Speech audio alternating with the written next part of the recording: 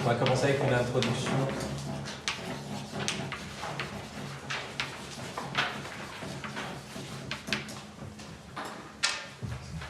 Theatrum Mundi, c'est du latin, ça, c'est pas... Vous comprenez? Bon. Le théâtre du monde. Au préalable, pourquoi est-ce qu'on fait ce cours de philosophie du théâtre, que j'intitulerai « Le théâtre et l'existence », m'inspirant du reste de ce livre d'Henri Gouillet, que je vous recommande spécialement. Henri Gouillet a écrit sur le théâtre. Henri Gouillet était de l'Académie française. C'est un des grands philosophes du XXe siècle, qui est un peu oublié, mais tout ce que j'ai lu de lui était très bon. C'est un spécialiste de Malebranche, mais il a écrit sur Antonin Artaud, sur la poétesse catholique Marie-Noël. Il a écrit une admirable vie d'Auguste Comte, vraiment qui fait, à mon avis, partie des livres qui m'ont le plus frappé. C'est vraiment un texte prodigieux sur le père du positivisme, enfin, qui est vraiment un livre remarquable. Et puis alors, sur le théâtre, il a deux ouvrages. Le premier qui est l'essence du théâtre, où il essaye de penser ce qu'est le théâtre à partir de la philosophie. Donc il fait une démarche, vous voyez, où il s'agit vraiment de dégager ce qu'est le théâtre. Donc c'est une démarche proprement philosophique. Mais le second, encore plus intéressant et qui va nous intéresser davantage, le théâtre et l'existence, c'est plutôt l'inverse. C'est pas de faire une philosophie du théâtre au sens où le théâtre est l'objet de la philosophie, mais une philosophie du théâtre au sens du génitif subjectif, c'est-à-dire où c'est le théâtre qui contient une philosophie, ou plutôt une manière de décrire le monde. Et donc, comment les catégories théâtrales nous permettent de penser notre existence. Alors, pourquoi ce cours? Non seulement parce qu'on fait du théâtre à Philanthropos, mais en plus de la philosophie, mais aussi pour vous faire comprendre que ce que vous allez faire vous permet de ressaisir ce qu'est votre humanité, ce qu'est votre existence. Et c'est pour ça que, en premier lieu, je voudrais partir de cette idée de classique, le grand théâtre du monde. C'est un lieu commun. Et je voudrais un peu l'explorer pour savoir qu'est-ce que ça veut dire, qu'est-ce que ça veut nous dire. Vous savez que au fronton du temple de Delphes, il y avait cette phrase « Connais-toi toi-même ». Mais au fronton du théâtre du Globe, le théâtre londonien de Shakespeare, il y avait une toute autre phrase. Alors on va essayer d'opposer les deux inscriptions des deux frontons. Qu'est-ce qui est écrit sur le théâtre du Globe, au fronton du théâtre du Globe? Une maxime en latin attribuée à Pétrone, l'auteur du Satyricon. Et voilà cette phrase: Totus mundus agit histrionem. Le monde agit, ou tout le monde agit en comédien ou en acteur, en histrion, littéralement, c'est ça ce que ça veut dire. Alors vous voyez, on a l'impression d'avoir les phrases les plus opposées.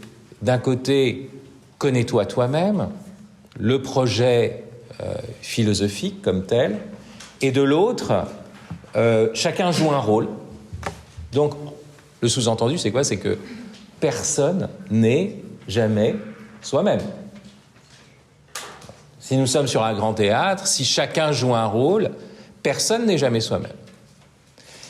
Et on pourrait vraiment voir ces deux phrases dans deux affirmations strictement opposées. Et on le verra dans la leçon qui suivra cette introduction, que l'opposition, si vous voulez, entre philosophie et théâtre a existé, a été assez virulente. Elle est même fondatrice, on pourrait dire, de l'histoire de la pensée. Mais dans première analyse, vous voyez, c'est cette idée que nous sommes du côté du réel et d'une exploration de qui je suis, et de l'autre côté, la vie n'est qu'un jeu de masques. Il n'y a pas, à proprement parler, d'identité personnelle, que des jeux de rôle. Personne n'est jamais soi-même, ce qui apparaît d'emblée, pour le philosophe, vous voyez, comme quelque chose de sceptique, de mise en question de toute forme d'essence, finalement, pour n'être que dans un jeu permanent d'apparence. En réalité, si vous réfléchissez un peu plus avant, vous pouvez vous rendre compte que ces deux affirmations ne sont pas si opposées. D'abord, si vous l'écoutez du côté du temple de Delphes lui-même. Connais-toi toi-même, c'était écrit sur un temple qui était un temple où l'on venait pourquoi ? Pour obtenir des oracles. Et c'est le lieu de divination. Vous savez que la religion antique, elle est marquée par deux pratiques, les rites sacrificiels et la divination. La divination est un lieu central, vraiment, de la pratique religieuse des anciens, que ce soit chez les Grecs ou chez les Romains. Donc quand on avait des grandes questions, on allait au temple. Oui, et connais-toi toi-même, ça n'est pas d'abord une affirmation philosophique. Cherche à te connaître toi-même, par l'exercice de ta raison, par l'introspection, par la recherche des essences. Avant cela, c'est la salutation du dieu Apollon à celui qui rentre dans le temple. Et ce qui se passe, c'est que quand vous entrez dans le temple, vous avez deux phénomènes qui sont fondamentaux. La sibylle peut se mettre à parler. Alors comment est-ce que la sibylle se met à parler ? La prophétesse, celle qui va dire l'oracle, ou la sibylle, on dira plutôt la Pythie dans le temple de Delphes. Quand la Pythie se met à parler, elle est dans une sorte de transe, et tout d'un coup, ce qu'elle dit, ça n'est pas sa parole, mais la parole du dieu, la parole d'Apollon. Curieusement, comme un acteur. C'est curieux. Elle dit la parole d'un autre, en s'identifiant. Donc, vous voyez, c'est pas si clair que ça, ce qui se passe dans le temple de Delphes. Et puis, la deuxième chose, connais-toi toi-même. Donc, je rentre. Me connaître moi-même, c'est de parvenir à un oracle qui va me dire ce que je dois faire. Et dès lors, vous voyez, ma question, quand j'arrive au temple, c'est qu'est-ce que je dois faire ? Quel rôle je dois jouer ? Vous comprenez ? Donc, c'est pas si simple que ça. Quand on nous dit « connais-toi toi-même », en tout cas, dans le temple de Delphes, c'était « j'attends que le Dieu me dise qui je suis et ce que je dois faire ». Bon. Donc, vous voyez que c'est pas aussi simple que ça, l'opposition connais-toi toi-même et le monde est un théâtre, si vous voulez. Et puis, de l'autre côté, se dire que le monde est un théâtre, c'est aussi voir cette part de jeu qui marque notre vie, mais plus profondément, c'est voir notre vie comme une histoire, et voir notre vie comme une histoire, avec des rôles à jouer, c'est se connaître aussi soi-même. C'est aussi connaître ce qu'est l'existence. Vous voyez ? Donc, vous voyez, la première analyse nous faisait voir « connais-toi toi-même » et « le monde est un théâtre » comme deux affirmations opposées de deux lieux complètement opposés. Le fronton du temple de Delphes, le fronton du théâtre du Globe. Mais en réalité, il y a beaucoup plus de communication entre ces deux affirmations que ce que l'on pourrait croire en première analyse. Et c'est ça, si vous voulez, l'enjeu de ce cours. Alors, la première manière, vous savez, d'entendre cette phrase, le théâtre du monde, où le monde est un théâtre, c'est une manière très simple, vous savez, cette idée que nous sommes en représentation. Moi-même, vous voyez, je suis devant vous, je joue mon rôle de professeur, je suis face à une caméra, donc en plus, double représentation, puisque je parle pour vous et pour des personnes qui vont voir ce que je suis en train de vous dire dans ce temps donné, mais alors, vous voyez, donc je vais avoir une attitude un peu différente. Vous savez, c'est d'ailleurs ça qui marque la position de mon corps à la table, alors que vous savez bien que j'ai l'habitude de me tenir debout et de m'agiter, de faire l'histrion au milieu de la classe. Donc vous voyez, je suis quand même assigné à un rôle et à un rôle de représentation. Puis, au-delà de la profession, il peut y avoir votre position, vous voyez, vous êtes père, je suis un étudiant, je suis une jeune fille, donc je suis une amoureuse. Et par exemple, là, on peut imaginer la représentation que vous avez de la jeune fille. À tel point que si vous êtes une jeune fille et qu'à 16 ans, vous n'êtes pas tombée amoureuse, vous pouvez vous dire, mais comment ça se fait ?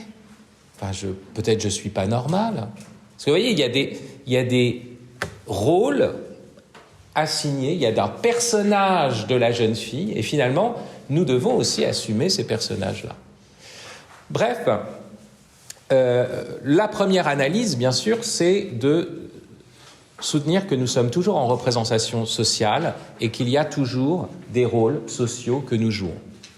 C'est un sociologue qui s'appelle Erving Goffman. Si vous en avez jamais entendu parler, voilà son nom. Donc Erving Goffman qui a écrit une œuvre majeure intitulée « La mise en scène de la vie quotidienne ». Et dans ce livre, Goffman dit très clairement, voilà, on peut supposer que toute personne placée en présence des autres a de multiples raisons d'essayer de contrôler l'impression qu'ils reçoivent de la situation.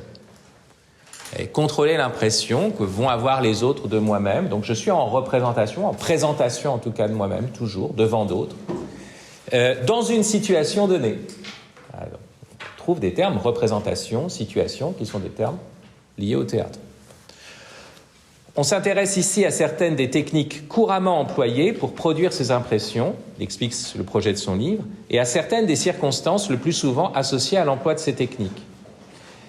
Laissant de côté le contenu spécifique de telle ou telle activité présentée par l'acteur ou le rôle qu'elle joue dans l'ensemble des activités du système social en évolution, on s'occupera uniquement des problèmes dramaturgiques qui se posent aux participants dans la présentation de leur activité à leurs partenaires. Les questions qui touchent à la mise en scène et à la pratique théâtrale sont parfois banales, mais elles sont très générales, elles semblent se poser partout dans la vie sociale et fournissent un schéma précis pour une analyse sociologique. C'est quand même impressionnant comme affirmation. Nous allons reprendre des catégories dramaturgiques et ces catégories sont très opérantes, ou nous fournir tous les concepts opératoires pour penser la vie sociale, pour faire une analyse sociologique. Ça veut dire que dans la vie sociale, il y a sans cesse de la mise en scène. Alors Goffman dira, la grande différence, c'est que le dispositif du théâtre est un dispositif à 3 pôles. Il marquera des différences. Par exemple, je suis un acteur, j'ai d'autres acteurs avec moi, et il y a un public. Ici, il dit, le public et les autres acteurs, ça ne constitue qu'un seul pôle. Parce que vous voyez, je suis en représentation devant vous, mais vous êtes aussi acteur de la vie sociale. Donc, mais il insistera beaucoup, et alors, bon, bien sûr, il reprendra des affirmations très anciennes. D'abord, il cite un certain Robert Park, je ne connais pas bien, qui a écrit un livre qui s'intitule « Race et culture » en 1950. Et ce Robert Ezra Park dit la chose suivante, ce n'est probablement pas par un pur hasard historique que le mot « personne », persona, en latin, hein, dans son sens premier, signifie un masque, un rôle. C'est plutôt la reconnaissance du fait que tout le monde, toujours et partout, joue un rôle, plus ou moins consciemment. C'est dans ces rôles que nous nous connaissons les uns les autres et que nous nous connaissons nous-mêmes. Ah, c'est curieux, vous voyez ? Connais-toi toi-même rejoint le fait que nous jouons des rôles. Ah bon.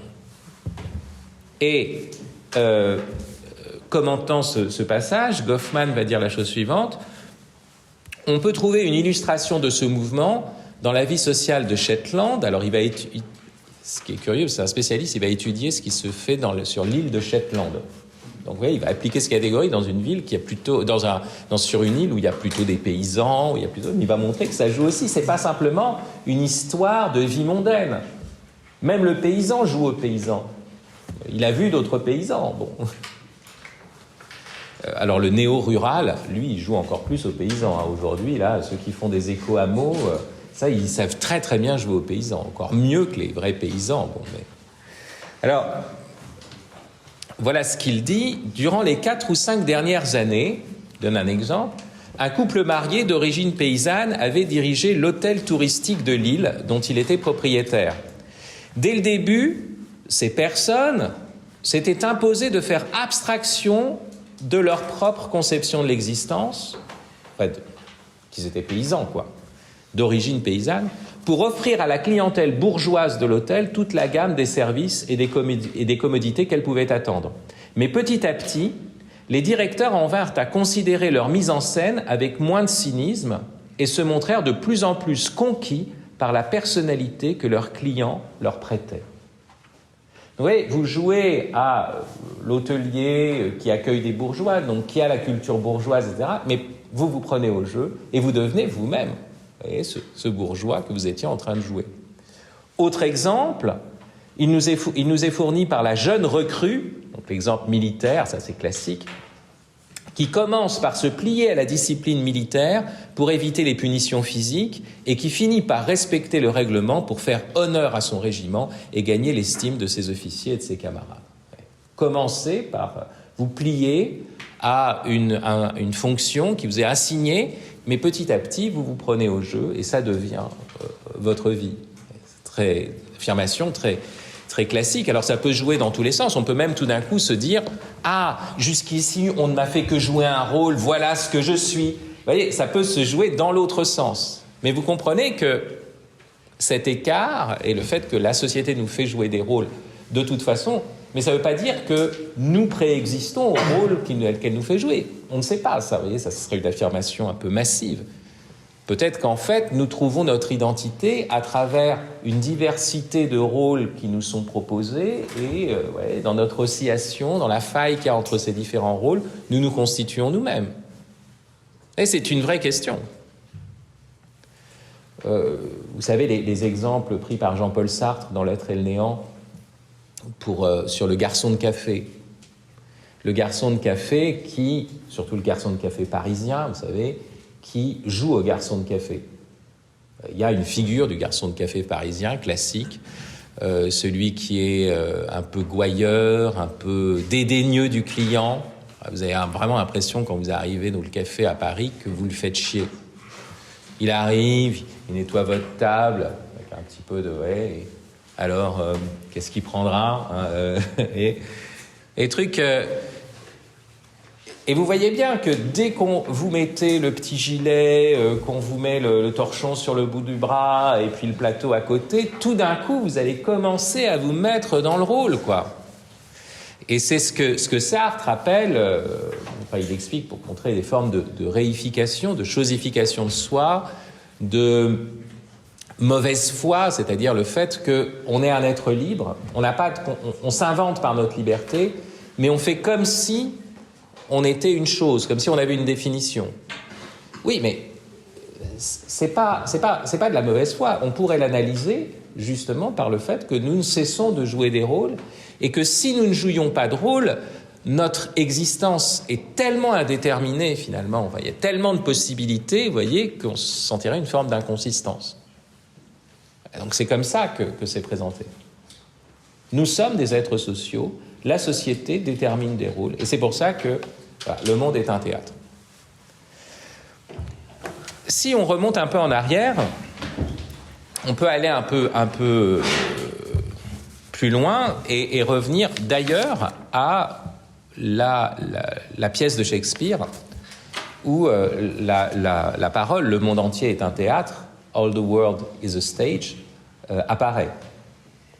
C'est la pièce « As You Like It », une comédie, comme il vous plaira. Et voilà le passage de Shakespeare que je vous rappelle, acte 2, scène 7. « Le monde entier est un théâtre, et tous, hommes et femmes n'y sont que des acteurs. Il faut imaginer, hein, c'est un acteur qui dit ça, et c'est un personnage qui dit cela, en fait, voilà, dans la pièce. Donc, voilà. Tous, hommes et femmes, ne sont que des acteurs de ce théâtre. Ils ont leurs sorties, leurs entrées, et chacun, dans sa vie, a plusieurs rôles à jouer. Ah, la remarque, hein, c'est que nous n'avons pas qu'un seul rôle. Chez Shakespeare, plutôt que l'idée que nous jouons un rôle, il y a cette idée de la diversité des rôles qui se jouent dans une seule existence. Et chacun dans sa vie a plusieurs rôles à jouer dans un drame en 7 âges. 7 actes, 7 âges. Et là, vous allez avoir une description des 7 âges de la vie, selon une conception d'ailleurs assez ancienne, en fait, dont on hérite des Romains. D'abord, le nouveau-né, vagissant et bavant dans les bras de sa nourrice, puis l'écolier géniard avec son cartable et son visage frais du matin qui, comme un escargot, se traîne à regret à l'école. Et puis l'amoureux, soupir de forge et ballade dolente sur les sourcils de sa maîtresse. Parce qu'on suppose qu'il écrit des poèmes sur les sourcils de sa maîtresse. Puis le soldat, parce que vous avez cette période amoureuse, et puis après vous vous ressaisissez, il y a presque un moment dialectique ici.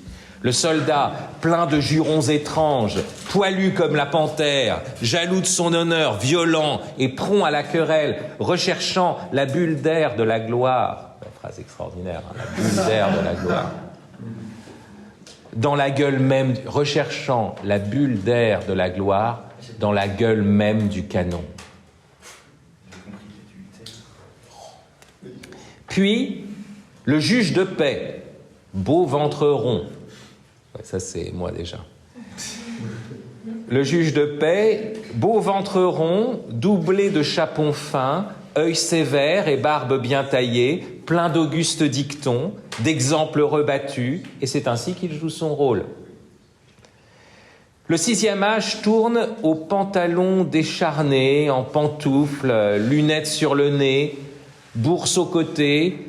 Les hautes choses de sa jeunesse, bien conservées, sont trop larges d'un monde pour ses jarrets amaigris et sa grosse voix d'homme. Retournante au fossé de l'enfance, sa grosse voix d'homme retournante au fossé de l'enfance. La voix qui, en vieillissant, devient plus aiguë, c'est terrible. Hein. À le son, cette voix, a le son de la flûte et du sifflet. Le tout dernier tableau qui clôt cette histoire étrange et mouvementée, c'est la seconde enfance et la mémoire absente, sans dents, sans yeux, sans goût, sans rien. Ouais, bon, un admirable passage de Shakespeare, hein. Mais vous remarquerez qu'à la différence de Goffman, ici, il ne s'agit pas de rôles sociaux simplement. Il y a cet aspect-là, mais on sent qu'il y a quelque chose qui est constitutif de notre vie. Ça ne nous est pas imposé de l'extérieur. Ce sont des âges de la vie. Ce n'est pas des fonctions de la société, ce sont des âges de la vie. Donc on n'y échappe pas. Il y a différents stades dans notre existence qu'on peut diviser en plusieurs actes, plusieurs modes d'exister. Vous savez que l'individualisme moderne nous fait croire qu'il n'y a plus d'âge de la vie. Vous voyez, en fait, il y a peut-être la petite enfance encore qui nous fascine, comme un état d'innocence, voire même de perfection. Depuis Rousseau, on a la nostalgie de l'enfance, le culte de l'enfance, etc. Mais après, vous arrivez à l'adolescence et le monde contemporain nous propose une sorte d'adolescence qui ne cesse de se prolonger, comme une sorte d'idéal, voyez. L'adolescent qui peut déjà faire des trucs par lui-même, mais qui n'est pas tout à fait responsable, qui peut se payer des choses, mais avec un argent qu'il n'a pas gagné, qui peut dire à tout le monde « je vous emmerde » parce qu'il n'a pas vraiment d'obligation. Et ça devient la seule figure, et on pense qu'il n'y a qu'un seul âge de la vie. Mais ça n'est pas vrai. Vous voyez la pauvreté de cette vision-là. Éventuellement, après, il y a un troisième âge. Mais vous voyez, ici, il y en a 7, pas 3. Et ça signifie que vous passez dans votre vie non seulement d'un rôle à l'autre, mais d'un monde à l'autre, d'une certaine façon. Regardez, est-ce que vous aimez les mêmes choses que vous aimiez quand vous étiez adolescent ou quand vous étiez enfant? Vous voyez, par exemple, moi, j'écoute difficilement du Chantal Goya aujourd'hui. Pourtant, Chantal Goya a été une grande figure de mon enfance. J'ai chanté Ce matin un lapin a tué un chasseur. Je l'ai même chanté en spectacle d'école, vous voyez. Je m'identifiais bien sûr à Actarus, le prince de Fort, celui qui pilote Goldorak. Vous voyez, bon, quel rapport? Vous-même, vous appartenez à un monde, au monde d'une jeunesse que j'ai eue, et je peux me reconnaître en vous, d'une certaine façon, mais je mesure aussi l'écart qu'il y a désormais. Et vous m'apparaissez comme des petits cons, souvent. Oui. Mais vous remarquerez que je serai un vieux con, moi-même, de vouloir vous imposer ce qui est propre à mon mode d'exister, parce que je suis à un autre âge de la vie, et de vouloir vous l'imposer à vous. Parce que comprendre qu'il y a des âges de la vie, ça veut dire que ce qui est requis à chaque âge de la vie n'est pas la même chose que ce qui est requis dans un autre âge. Vous voyez? Donc, ici, la pensée shakespearienne est une pensée qui est classique. Shakespeare est un auteur très, très classique, qui s'inspire de Sénèque, qui est très proche de la pensée antique, mais qui montre qu'il y a des âges de la vie et que finalement, nous sommes pris dans des actes, dans des rôles, dans des intrigues, dans des aspirations qui correspondent à chaque fois à ces âges. Vous voyez, donc, autre manière de penser le monde comme théâtre. On va remonter encore en arrière et on peut prendre d'autres lieux où il est parlé de la vie comme théâtre. Je pense, bien sûr, on en reparlera, à celui qui a joué un rôle décisif dans l'apparition du concept de personne. Grand philosophe, mais souvent considéré comme une sorte de répétiteur, de compilateur, de juriste ou d'homme politique, ou seulement d'orateur, à savoir Cicéron. Et Cicéron, dans son... ce dialogue qu'on intitule « De la vieillesse », mais qui s'intitule en réalité « Caton majeur », le grand Caton, le vieux Caton, disons, il a cette phrase très importante, voilà, l'acteur, pour plaire, n'a pas besoin de jouer toute la pièce. Il suffit qu'il se fasse apprécier dans les scènes où il a paru. Et c'est pas celui qui est sur scène du début à la fin qui plaît. Parfois, vous voyez un type qui a un petit rôle, qui est un second rôle. D'ailleurs, il y a une sorte de gloire du second rôle au cinéma ou au théâtre. On se dit, ouais, le meilleur second rôle, c'est presque... Vous voyez, le César du meilleur second rôle, c'est presque mieux que le César du premier rôle. Parce que, d'une certaine façon, vous avez été en arrière, mais vous avez eu un jeu tellement signifiant, vous voyez, que voilà, ça a débordé de l'endroit où vous avez cantonné. Alors, l'acteur, pour plaire, n'a pas besoin d'être dans toute la pièce. Ouais. Il suffit qu'il se fasse apprécier dans les scènes où il a paru. De même, le sage n'a pas besoin d'aller jusqu'à l'applaudissé final, car une courte existence est assez longue pour mener une vie bonne et honnête. Ouais. Ici, qu'est-ce qui est en jeu? On voit la vie comme un théâtre pour nous dire que dans cette vie, on peut avoir un petit rôle. On peut avoir un second rôle. Il y avait ceux autrefois dans le théâtre, quand le théâtre avec beaucoup d'argent, qui jouaient des rôles de hallebardier, vous voyez, dans un coin de la scène, bon, vraiment un petit rôle. Bon. C'est difficile de donner une très grande impression quand vous jouez un hallebardier silencieux, mais enfin bon, on peut imaginer que même là, vous voyez, quelqu'un pourrait nous avoir vu et dire vraiment ce hallebardier incroyable. Il avait une attitude de statue, une attitude marmoréenne, on sentait qu'il était là. Et... Bon, ce serait un prodige, mais vous pourriez faire ça, vous pouvez imaginer. Donc, qu'est-ce que nous dit Cicéron? Voilà, la question, c'est pas le fait qu'on occupe le devant de la scène, ça n'est pas qu'on joue sur longtemps, le plus longtemps possible, c'est de tenir son rôle. Et ça sera une grande affirmation de la morale et de l'éthique cicéronienne. Il faut tenir son rôle. Il faut savoir quel est son rôle, puis s'y tenir et bien le jouer. Et bien jouer son rôle, c'est jouer dans le bien, ou avec le bien, c'est donc avoir une vie vertueuse et honnête. Et même quand vous prenez des exemples de vertu, finalement, c'est encore des personnages qui vont être des lieux d'identification et qui vont orienter notre vie. Donc, vous voyez, ça sera toujours là, ici, le monde comme théâtre, c'est simplement pour nous dire, vous avez un rôle à jouer. Sachez que votre rôle dans la partition, dans la composition d'ensemble, et il faut s'y tenir. Et voilà, c'est ça la sagesse. Donc la comparaison théâtrale sert de grille de lecture à notre existence, à savoir comment on doit... Qu'est-ce que c'est qu'être bon? C'est bien tenir son rôle, bien jouer son rôle. Autre référence, et là je bascule dans le monde chrétien, enfin même si de fait Shakespeare est chrétien et qu'il écrit, même si les références antiques sont très très fortes chez lui, malgré tout dans l'univers de la chrétienté. Je prends un passage très célèbre de Bossuet et du jeune Bossuet. On est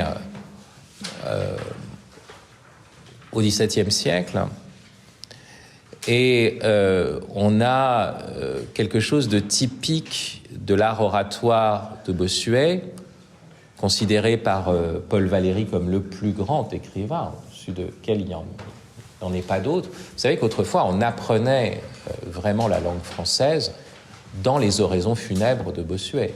C'était vraiment la référence majeure. La disparition de Bossuet de la culture, enfin de l'éducation, je dirais, nationale, c'est la disparition d'un monde. Parce que même l'école, jusqu'à de la Troisième République, lisait dans Bossuet, ou apprenait dans Bossuet. Bossuet et Fénelon. Fénelon, c'était les aventures de Télémaque, on lisait, et puis Bossuet, les oraisons funèbres. Alors voilà, là vous avez un passage très célèbre du jeune Bossuet. J'ai connu d'ailleurs plusieurs prêtres un peu à l'ancienne qui connaissaient ce passage par cœur. « J'entre dans la vie avec la loi d'en sortir. Je viens faire mon personnage, je viens me montrer comme les autres. Après, il faudra disparaître. J'en vois passer devant moi, d'autres me verront passer. Ceux-là même donneront à leurs successeurs le même spectacle. Tous, enfin, viendront se confondre dans le néant. Ma vie est de 80 ans tout au plus. Prenons-en 100. Qu'il y a eu de temps où je n'étais pas. Qu'il y en a où je ne serai point.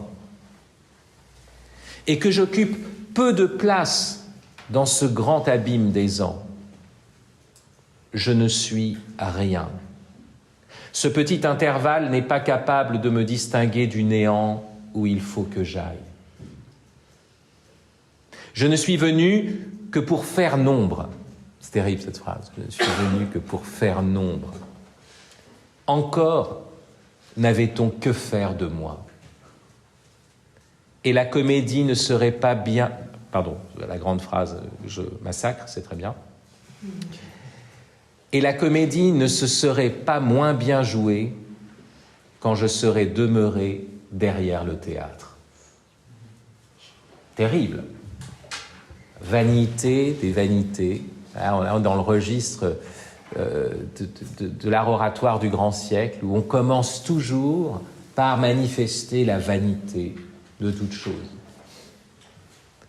Et c'est à partir de cette vanité qu'on n'est plus que suspendu finalement à la grâce de Dieu, à la charité, à ce qui va... Voilà. Mais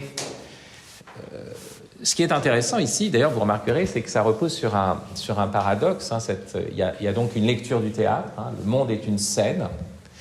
D'un côté, je joue un personnage, et donc le théâtre, vous voyez, c'est ce qui a un commencement et une fin. Mais là, c'est que le rôle qui a un commencement et une fin, et c'est un rôle qui devient en plus négligeable. Donc vous voyez, c'est assez curieux, c'est presque l'inverse. Les métaphores théâtrales est employée à l'inverse de celle de Cicéron. Et puis, curieusement aussi, la pièce dont parle Bossuet est une pièce de durée indéfinie. C'est ça qui fait que je suis noyé dedans. J'aurais pu être derrière ce théâtre, mais le théâtre du monde, c'est une scène immense qui a commencé des milliers d'années en arrière, qui continuera des milliers d'années après moi, et moi, qu'est-ce que je suis là-dedans, etc. Donc là, c'est très curieux, vous avez un emploi de l'image théâtrale pour nous faire comprendre la brièveté de la vie, et en même temps, vous voyez, l'emploi est à l'opposé de celui de Cicéron. De dire, justement, il y a un commencement et une fin, et l'important, c'est d'être bon dans ce commencement et cette fin. On n'est pas noyé puisqu'on a un rôle. Il s'agit de comprendre ce rôle. Il se peut, du reste, que dans le jeune Bossuet, ici, employant la métaphore théâtrale, soit moins proche du christianisme et de saint Paul que ne l'est Cicéron dans son usage de la métaphore théâtrale, de la lecture théâtrale de la vie. Je pense bien sûr à cette parole de saint Paul. Vous savez qu'il y a deux passages de la Bible où le mot, du Nouveau Testament en grec, où le mot théâtre apparaît. Dans les Actes des Apôtres, au chapitre 19, lorsque c'est un peu anecdotique là, vous savez, c'est le moment où un certain Démétrius à Éphèse s'indigne de la prédication de Paul, parce que Démétrius est un fabricant de petites Artémis. Il fabrique des petites Artémis. En fait, il fabrique, vous voyez, comme parce que le temple d'Artémis se trouve à Éphèse, vous savez, donc un peu comme les types qui fabriquent des tours Eiffel pour les touristes. Et donc, c'est pas du tout la petite Artémis, c'est pas un objet pieux comme tel, c'est juste... Alors, il est commerçant et il dit, vous vous rendez compte, la prédication de ce mec va casser le commerce. Parce que s'il nous dit Artémis, c'est pas vraiment une déesse, etc., qui a un vrai dieu, et qu'il ne faut pas croire au dieu fait de main d'homme, ou que ça n'est que fait de main d'homme, vous voyez, bon, à ce moment-là, nous, comment est-ce qu'on va écouler la marchandise, les gars? Donc, il y a une sorte de révolte des marchands d'Éphèse, des fabricants de tours Eiffel, si vous voulez, de temples d'Artémis en miniature, et ils vont emmener tout le monde, les chrétiens, les disciples de Paul, etc., dans un théâtre. Et le théâtre va être le lieu de l'accusation, et vous retrouvez quoi? Vous retrouvez la reine, en fait, ce qui va devenir la reine. Voilà. Et je pense que saint Paul, lorsqu'il va employer après le mot théâtre dans la première aux Corinthiens, ça renvoie sans doute à cette situation-là. Et voilà la grande parole qui rejoint l'idée que la vie du chrétien est un théâtre. C'est paradoxal, vous pourrez dire, mais attendez, c'est l'authenticité, la vérité. Mais non, il y a une affirmation chez saint Paul, dans la première épître aux Corinthiens, chapitre 4, verset 9. « Car Dieu, ce me semble, nous a, nous les apôtres, exhibés au dernier rang comme des condamnés à mort, epitanatius. » Ça, c'est en vue de la mort. Oui, nous avons été, et c'est traduit comme ça généralement, nous avons été livrés en spectacle au monde, aux anges et aux hommes. Vous avez vu, Dieu nous a, nous les apôtres, exhibés. Dieu, c'est donc Dieu le sujet qui livre. Dieu nous a livrés, et le mot qui est employé ici, c'est théâtre. En théâtre. Curieux ça. Dieu nous livre en théâtre. Qu'est-ce que ça veut dire? Ça veut dire que, là vous avez un lieu qui nous dit que penser le théâtre, ça sera aussi penser la vie chrétienne. Quelque chose qui nous étonne, mais c'est de fait ce qui est présupposé par cette affirmation de saint Paul. Alors, vous savez que cette image d'être livré en théâtre, en spectacle aux dieux, par exemple, c'est une idée qu'on trouve chez Sénèque, donc de manière contemporaine, en fait. C'est pas avant. Notamment dans son texte sur la Providence, et notamment dans le passage où il parle du suicide de Caton. Vous savez, Caton, pas le Caton dont parlait Cicéron tout à l'heure, l'autre, celui qui lutte contre le pouvoir de César, qui va être dans cette défaite de la République face à l'Empire naissant, et qui ne veut pas être pris par les hommes de César, et qui va donc se suicider. Alors on nous raconte que cette dernière nuit de Caton, où il lit le Phédon de Platon, curieusement, Platon condamne le suicide dans le Phédon, mais enfin bon, bref, il lit le Phédon sur l'immortalité de l'âme, et le fait que nous sommes d'abord âme, et que philosopher, c'est apprendre à mourir. Puis, il essaye de s'éventrer avec son épée, et puis, au premier coup, ça marche pas. Ah mince, et en plus, ces hommes viennent le penser, etc. Vous avez cette... Et alors là, il se laisse pas abattre, si j'ose dire. C'est-à-dire qu'il reprend son épée, il y va un deuxième coup, et Sénèque dit, voilà, l'homme admirable. Parce que vous savez ce que disait Baudelaire, à propos du stoïcisme, donc la philosophie de Sénèque, il dit stoïcisme, religion qui n'a qu'un seul sacrement, le suicide. Bon. Alors c'est ce passage-là de Sénèque oui, parce que le suicide, c'est... Alors, en fait, c'est pas si simple que ça, parce que les stoïciens, d'une certaine façon, condamnent le suicide, parce qu'ils disent, si le suicide est une manière, c'est parce qu'on est submergé par l'émotion, ça prouve qu'on n'est pas un sage. Vous voyez ? Donc, vous pouvez pas, comme ça, vous tuer, c'est pas possible. Mais en même temps, ils diront, la porte est toujours ouverte. Vous voyez, c'est la grande phrase pour parler du suicide. Et qu'il y a un moment où vous pouvez affirmer, d'une certaine façon, votre souveraineté par rapport au monde, en quittant la scène au moment où vous l'avez choisi. Ouais, bon. Et on voit bien que Caton n'est pas pris par... Il n'est pas submergé par l'émotion. D'où la mise en scène, vous savez, il lit le Phédon de Platon, et il dit, cet empire, c'est le monde que j'exècre, César, je ne veux pas vivre sous César, je disparais, je me retire de la scène. Vous voyez, avec une sorte de geste héroïque, glorieux, etc. Ouais, ça c'est... Curieusement, c'est exactement le geste de Magda Goebbels dans le bunker d'Adolf Hitler, vous savez, où elle écrit « Un monde sans Adolphe, c'est pas un monde où je veux vivre et où mes enfants peuvent vivre. » Et donc, qu'est-ce qu'elle fait ? Elle se suicide avec son mari, mais elle tue aussi tous ses enfants. Alors même que Magda Goebbels, c'est celle qu'on voyait dans les documentaires du Reich pour montrer la famille aryenne idéale. Ouais, bon... Mais il y a une histoire derrière ça. Curieusement, c'est l'influence terrible de Caton, en fait, de la figure de Caton dans la philosophie antique. Alors bon, bref, vous voyez, et là, vous avez une vision où on est en spectacle aux dieux, mais alors vous avez des sortes de dieux qui attendent de nous voir faire des grands exploits, qui nous attendent de... Et ce sont des dieux qui sont des dieux spectateurs, justement, et qui viennent applaudir. C'est pas du tout la même chose dans le christianisme, vous voyez. Dieu n'est pas spectateur. Le Verbe se fait chair, il est le premier acteur de l'histoire. Et ce Dieu n'est pas le Dieu qui attend de nous voir faire des exploits, vous voyez, et qui même se dit « Ah, c'est bien s'il est dans le mal, parce que ça va être l'occasion de montrer, vous voyez. » Non, il est avec nous. L'horreur, c'est l'horreur. Mais il vient l'illuminer de l'intérieur, et il vient, vous voyez, nous faire traverser de la charité. Alors, Pourquoi est-ce qu'il y a cette idée du théâtre qui peut apparaître dans le christianisme? Pour deux raisons. D'abord parce que quand vous êtes chrétien, vous portez une parole qui n'est pas la vôtre.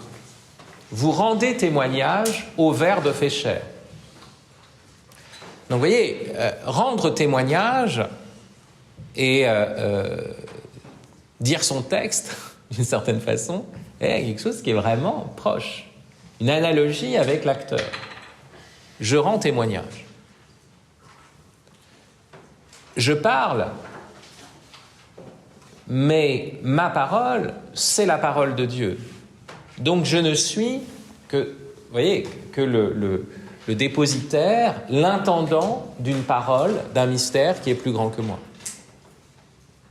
C'est pour ça qu'il y a quelque chose qui est analogue aux comédiens. Et puis, cette parole, vous savez, nous avons été livrés, c'est dans une adresse aux Corinthiens qui s'enorgueillissent de ceci ou de cela.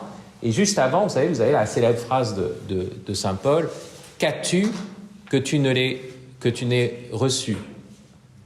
Et pourquoi te glorifies-tu de ce que tu as reçu comme si tu ne l'avais pas reçu? D'accord? Le problème, vous avez remarqué d'ailleurs dans cette phrase, c'est pas de se glorifier, c'est le fait de se glorifier de choses reçues comme si on ne les avait pas reçues. Parce que Dieu veut la gloire de sa créature. La gloire du poète, c'est la gloire de son poème aussi. Donc c'est pas le problème c'est pas la gloire, c'est le fait que, vous voyez, on se glorifie sans voir qu'il y a d'abord une réception. Et après, vous avez remarqué dans la phrase, c'est nous, les apôtres, exhibés, donc comme des phénomènes de foire, hein, des acteurs, exhibés, mais exhibés au dernier rang, donc ce qu'on voit mais qu'on va mépriser, livrés en spectacle aux hommes. Et en réalité, le mot apôtre, vous savez, c'est le mot qui veut dire, enfin c'est apostolos, hein, c'est envoyé. Envoyé en ambassade, envoyé comme messager, c'est ça ce que veut dire apôtre. Or, c'est l'autre aspect, si vous voulez, de la comparaison avec le théâtre. Nous avons une mission, nous avons un rôle. Entendez, vous savez, quand Moïse dit « Qu'est-ce que je vais dire aux Hébreux quand tu vas m'envoyer ?» Tu leur diras « Quel est ton nom ?» Et tu leur diras cette phrase, hein, « Je suis m'a envoyé vers vous. » Je ne sais pas si vous voyez les mecs... Je suis, c'est pas moi. Vous voyez, quelqu'un qui arrive, Moïse arrive, commence par dire une phrase « Je suis », mais c'est pas lui. Vous voyez, c'est le seul qui dit « Je suis » et « je » est un autre. « Je » est un autre. Vous voyez la grande phrase de Rimbaud. « Je suis », c'est un autre, puisque c'est « je suis » qui m'a envoyé. Et donc, moi, ce que je suis, c'est un être envoyé. Donc, ici... L'idée, c'est que le chrétien a une vocation, il est appelé, il est envoyé, il est une mission. C'est pas qu'il a simplement une mission, vous vous souvenez, il est une mission sur cette terre. Mais donc, vous comprenez que là encore, l'image théâtrale existe. Parce que il y a le Fabrice Adjadj tel que Dieu le voit de toute éternité. Et c'est à lui, c'est lui que je dois être. Vous comprenez? Qui est bien plus grand que mes projections, que mes identifications, Et cela, c'est à travers la suite du Christ, vous voyez, qui est celui qu'il s'agit d'imiter. Il faut voir ce que ça veut dire imiter, hein, ici. Et donc, vous avez toute une tradition chrétienne qui, en fait, reprend radicalement, vous voyez, l'image du théâtre. D'accord? Donc, c'est pour ça que quand on parle de théâtre du monde, on est vraiment dans un lieu qui est un lieu extrêmement, extrêmement fort, extrêmement profond de la pensée. Et c'est une vérité qui traverse, vous voyez, aussi bien la pensée des Grecs que le christianisme et qui reste fondamentale. Alors, pour conclure cette première partie, un rappel. je vous ai dit, ce qui est inscrit au fronton du temple de Delphes, ce qui est inscrit au fronton du théâtre du Globe, en réalité, si vous prenez l'étymologie des mots, vous allez voir, vous découvrez quelque chose qui est très étrange. Vous savez que le théatron, le grec théatron, qui va devenir théatrum en latin, qui signifie donc le lieu de la représentation, vient du verbe grec théaomai, qui veut dire regarder, contempler. Et vous savez bien que sur la même racine, théa, va se créer le mot théorème, théorie. On est dans le registre de la vision, en fait. Ouais, c'est voir, toujours. Et si vous reprenez plus loin la racine indo-européenne du mot même Dieu, théos, c'est le voyant, c'est celui qui voit, c'est celui qui est providence, prévoyant pour les autres. Donc c'est très étonnant. Vous avez le mot théos, Dieu, qui, parmi les hommes, va appeler, donc le regard de Dieu, si vous voulez, le regard, celui qui nous regarde et qui nous prévient, vous voyez, dans son regard attentif. Et à partir de là, ça va se scinder en deux types de regards pour nous, le regard théorique et le regard théâtral. Et c'est comme si la vision humaine pour comprendre le monde se scindait chez les Grecs, dès l'origine, entre théorie et théâtre. Entre une manière où il s'agit d'expliquer, de comprendre ce que l'on voit, et une autre où il s'agit de raconter, plutôt comme un témoin, et d'entrer dans un drame. Et donc, pour ça qu'il y a cette scission première du regard chez les Grecs entre théorie et théâtre, entre philosophie et tragédie, si j'ose dire. Deux manières de lire et deux manières qui viennent se compléter. Le théâtre donne donc une lecture de l'existence, et c'est ce qu'on va essayer de voir. C'est-à-dire que le théâtre nous présente des catégories dont nous usons très spontanément pour essayer d'expliquer notre vie. Par exemple, vous dites « Ah, c'est comique ». Là, vous employez une catégorie théâtrale. Ou « Nous sommes en train de vivre, avec cette pandémie, une grande tragédie mondiale ». Bon. Reste à voir si on a fait bon usage du terme tragédie. Mais enfin, vous comprenez, nous ne cessons d'employer ces catégories, à tel point que c'en est une farce. Bon, voilà, justement encore. Mais il faut aller un peu plus loin et dire que le théâtre ne nous offre pas simplement des catégories interprétatives, c'est-à-dire qui nous permettent de saisir ce qu'est notre existence. Il y a, dans les catégories théâtrales, quelque chose qui n'est pas simplement interprétatif, mais constitutif. Donc ça va beaucoup plus loin. Constitutif de notre existence en tant qu'existence humaine. Autrement dit, dans notre vie est abreuvée de récits, d'histoires, de narrations. Et ces narrations, ce n'est pas simplement des lectures de la vie, c'est aussi ce qui me dit ce qu'est une existence. Et nous-mêmes, nous essayons de vivre notre vie de telle sorte que notre vie est une histoire. Soit une histoire. Vous voyez, qui est un début et une fin, qui est une intrigue avec un fil rouge, qui a un combat, une figure de héros, qu'on puisse jouer un rôle dans la société.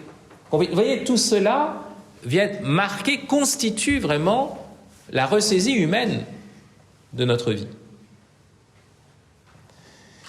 J'ai essayé dans un livre, un petit livre, mais qui est un livre assez important dans mon travail de réflexion, qui s'intitule « À moi la gloire », donc le dernier de mes essais, j'ai essayé de montrer, en fait, ce que j'appelle le dispositif de la gloire. Et qu'est-ce que c'est que la gloire ? La gloire, c'est pas le bien, simplement. Vous pouvez faire le bien, vous n'avez pas la gloire. Qu'est-ce qu'il faut pour qu'il y ait la gloire ? La reconnaissance. Une reconnaissance par un autre. C'est très intéressant. La gloire, c'est par les bouches de la renommée, finalement, qu'elle advient. Donc, vous voyez, ce n'est pas le bien comme tel, la gloire, c'est le retentissement du bien chez un autre. Donc, vous voyez, ce qui est très intéressant, c'est que quand vous cherchez la gloire, vous vous en remettez au jugement de l'autre. Curieusement, la recherche de la gloire présuppose une forme d'humilité très étonnante, qui est de dire, il faut que l'autre dise du bien de moi. C'est pas moi-même et mon propre jugement sur moi-même qui compte. Et ça, c'est l'orgueil. Je m'en remets au jugement de l'autre. C'est très paradoxal ce que je suis en train de vous dire, mais d'une certaine façon, c'est la logique même de la gloire. Et vous comprenez que, dès lors, dans la logique de la gloire, il va y avoir un phénomène qui est justement, est pour nous très étonnant, c'est que la gloire suppose donc non pas un homme qui fait un exploit, mais un autre homme qui raconte cet exploit. Il n'y a de gloire que parce qu'il y a des héros et des poètes. Mais s'il n'y avait que des héros, pas de gloire. Qui va chanter l'exploit du héros? Le répandre dans le monde? Non. S'il n'y avait que des poètes, il n'y aurait pas de gloire. Sauf si le poète est lui-même un héros, si vous voulez. Mais il faut forcément... C'est sûr qu'il y a des poètes qui chantent d'autres poètes, bien sûr. Mais vous comprenez qu'il faut qu'il y ait des exploits humains antérieurement. Or, la question, c'est quel est l'ordre chronologique de cela? Quel est l'ordre chronologique de cela? Est-ce qu'il y a d'abord des exploits, puis après des gens pour les chanter? Alors, vous remarquerez que si on doit remonter dans le temps, on a une situation qui est mythologique. C'est-à-dire le chant des héros par un poète, on ne sait pas qui c'est. C'est ça le mythe. Et donc, qu'est-ce qui est premier? Eh bien, contrairement à ce qu'on pourrait penser, donc vous avez des héros qui sont hors l'histoire et qui ne sont portés que dans un chant, dans une poésie. C'est ça la mythologie. Le mythe, c'est ça. Ce qui est premier, c'est le chant du poète. Et c'est parce que j'ai lu des chants épiques, parce que j'ai lu Le Seigneur des Anneaux, que je me dis, alors je peux être un héros. Vous voyez? Je peux être Sam Gamgee. Ouais, je vise pas trop, je ne suis pas Aragorn, je sais très bien, c'est pas la peine. Mais je peux être Sam au moins. Vous voyez? Vous savez que c'est Sam le héros central du Seigneur des Anneaux. Ça a été dit par Tolkien lui-même. Or, vous savez qu'il y a un passage extraordinaire dans Le Seigneur des Anneaux, parce que Le Seigneur des Anneaux ne cesse de jouer ce dédoublement entre les héros et les poètes, puisqu'il y a des chants dans Le Seigneur des Anneaux, il y a des disques, vous voyez, et ce sont ces chants, par exemple, Aragorn chante l'histoire de Beren et Lúthien, vous savez, l'histoire de cet homme qui est amoureux d'une elfe, donc de ce mortel, et lui-même va vivre cette histoire-là avec une elfe. Mais vous comprenez, l'idée même de vivre cette histoire-là avec une elfe, lui vient d'un chant d'une période du Premier Âge. Vous voyez. Donc ça, c'est très intéressant. Et dans nos vies, c'est comme ça. C'est-à-dire que l'imaginaire, les narrations viennent constituer aussi nos vies. Ils nous donnent une structure à notre vie. Alors, dans Le Seigneur des Anneaux, vous avez un passage extraordinaire où Sam et Frodo sont dans le Mordor. Et c'est terrible. Ils n'en peuvent plus. Ils sont assoiffés, ils sont en train de se dessécher, c'est la nuit tout le temps. Eux qui aiment les prairies riantes du comté, c'est terrible, quoi. Ils sont le Mordor, c'est le contraire de leur vie de hobbit, quoi. Et ils n'en peuvent plus.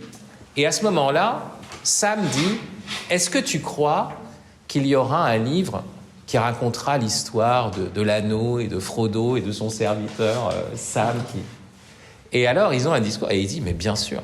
Parce que vraiment, Sam, il dit, vraiment, ce qu'on est en train de vivre là, ça ressemble à ce qu'il y a dans les histoires. Et c'est drôle. Et c'est ça qui va lui donner le courage. Ouais, ce qui lui donne le courage de traverser cette épreuve, c'est qu'il y a des chants épiques qui les ont précédés, et que ce que nous vivons, c'est peut-être aussi une épopée. Et que donc, je vais avoir le courage du héros pour traverser ce que je suis en train de vivre. Comprenez? Donc,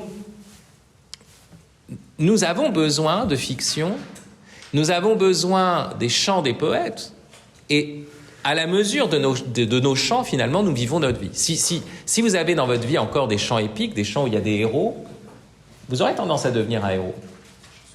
Ouais, vous allez structurer. Si vous ne connaissez comme chant que Shape of You de Ed Sheeran, I'm in love with your body, voilà, the smell of your body, dans un nightclub, vous voyez, parce qu'il a vu la fille dans une discothèque, forcément, vous allez conformer votre vie à ce personnage-là. Voilà, ce personnage, c'est celui-là qui va vous marquer. Donc, vous voyez, faites attention, hein, nous ne sommes pas comme les autres animaux, des êtres qui adhérons complètement à notre être. Il y a cet écart, et cet écart, il est ménagé par la représentation, par une vie qui ne cesse de se reconnaître en voyant des personnages, en ayant des exemples, en se disant en ayant une mission même, et en se disant j'ai à tenir ce rôle. Pour ça, vous voyez que le théâtre nous fournit des catégories qui permettent de penser profondément l'existence. Non seulement nous avons besoin de narrations qui nous marquent, mais en plus les catégories narratives et dramatiques sont non seulement des lectures de notre existence, mais quelque chose qui vient structurer notre existence. On va faire une pause. Merci.